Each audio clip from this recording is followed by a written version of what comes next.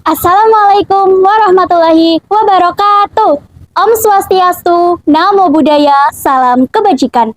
Halo Sobat Literasi, perkenalkan nama saya Vanessa Femilia Rahayu dari SMP Negeri 1 Pengadegan. Pada kesempatan yang berharga ini, saya akan meresensi buku yang berjudul Niskala, karya Hikaru, nama pena dari Yulianti dan Ayu Fitria Nurjana. Buku ini diterbitkan oleh Metra Box, cetakan pertama pada tahun 2024. Buku ini memiliki jumlah halaman sebanyak 172 halaman. Nah, teman-teman pasti bertanya-tanya kan, kenapa sih saya memilih buku ini? Padahal masih banyak buku-buku lain yang lebih menarik di perpustakaan.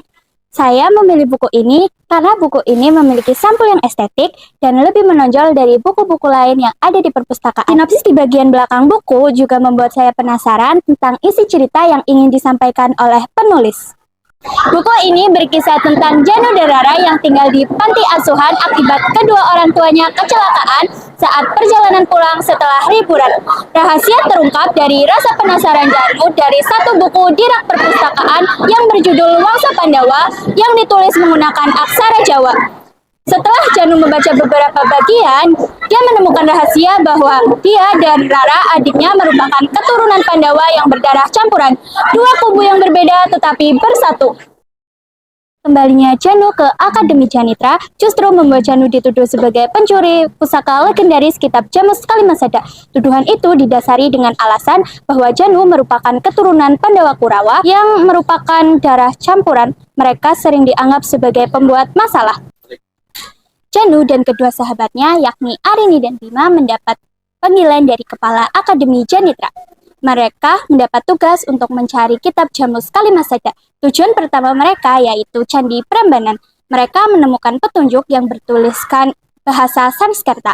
Api bergemuruh di puncak tinggi, membakar inti bumi yang tersembunyi. Tempat kelahiran keberanian sejati. Pergilah ke jalan para kesatria sejati. Yang ternyata tempat itu mengarah ke Kawah Candadrimuka, tempat Raden Gatot Kaca dilahirkan. Sebelum mereka menyusun rencana, tiba-tiba tangan-tangan kasar mencekram dan menarik paksa mereka untuk masuk ke dalam gua. Alangkah terkejutnya Janu melihat sahabatnya yakni Cakra. Mereka menemukan kitab Jamus Kalimasada yang ternyata dicuri oleh sahabatnya karena ingin menguasai dunia. Janu meminta Cakra untuk mengembalikan kitab tersebut. Namun Cakra lebih memilih bertarung dengan Janu. Mereka bertarung demi memperebutkan kitab Jamus Kalimasada. Janu pun terkena serangan Cakra di bagian rusuk. Namun keajaiban pun terjadi. Liontin milik Janu mengeluarkan pedang untuk membantu pemiliknya. Janu melumpuhkan Cakra dengan menendang ke arah perutnya. Tiba-tiba suara gemuruh dari dinding gua dan hawa panas menyebar cepat. Janu tidak ingin meninggalkan sahabatnya, tetapi apalah daya, Janu dipapah keluar oleh Bima. Cakra terjebak di dalam gua. Cerita pada novel ini berakhir sedih karena berhasil menemukan apa yang dicari, tetapi kehilangan apa yang sudah dimiliki. Kelebihan dari buku ini yaitu, pertama, novel ini memiliki sampul yang estetik dan menonjol dari novel-novel lainnya yang ada di perpustakaan. Yang kedua, tokoh Janu mengajarkan pembaca untuk tidak menjadi seorang yang pendendam. Secara keseluruhan, buku novel ini sangat menarik, namun ada beberapa kekurangan di dalamnya, yaitu alur cukup sulit dipahami untuk pembaca pemula, jadi perlu dibaca berkali-kali agar paham dengan alurnya, namun tidak mengurangi keseruan cerita. Alur tidak padu karena karya ini merupakan kolaborasi dua penulis yang dibuktikan dengan latar yang berbeda pada halaman 27 sampai 31, tetapi tidak mengurangi esensi cerita. Ada beberapa penulisan kata yang salah ketik ataupun kurang satu huruf, tetapi tetap dapat dimaknai. Remaja masa kini harus membaca novel ini karena gaya bahasa yang dibawakan penulis lebih modern daripada novel tentang sejarah yang menggunakan gaya bahasa yang sulit untuk dipahami pembaca. Novel ini juga mengangkat nama tokoh pewayangan supaya generasi saat ini tahu tentang kebudayaan Jawa.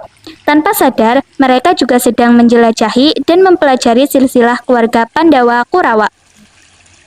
Sangat disayangkan jika remaja masa kini tidak membaca novel Niskala, karena novel ini menghadirkan sudut pandang baru melalui kehidupan generasi penerus kedua keluarga tersebut yang harus memikul warisan konflik leluhur mereka.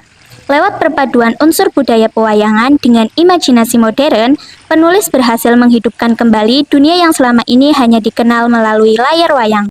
Sekian video resensi dari saya. Terima kasih atas perhatian teman-teman semua. Assalamualaikum warahmatullahi wabarakatuh. Om Swastiastu, Namo Buddhaya, salam kebajikan, salam literasi.